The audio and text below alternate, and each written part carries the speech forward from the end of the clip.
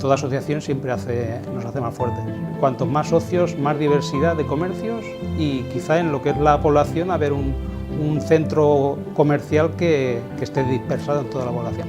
Intenta crear el hábito de compra en la población, comercios que fidelicen a sus clientes y poder aguantar con la batalla de los centros comerciales. El tener un asesoramiento especializado, son comercios, muchos de nosotros que vienen de generación en generación y nos aportan conocimiento del producto, la profesionalidad.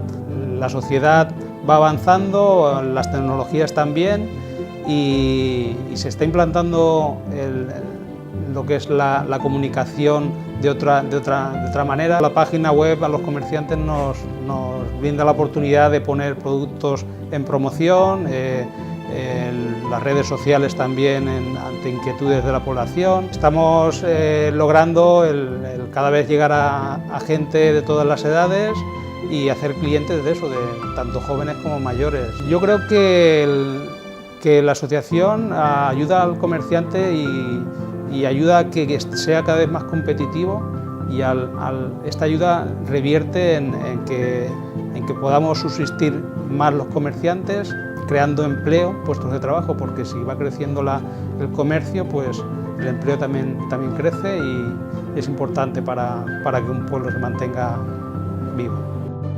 Son Cada, el cor del comerç, el cor de la teua ciutat.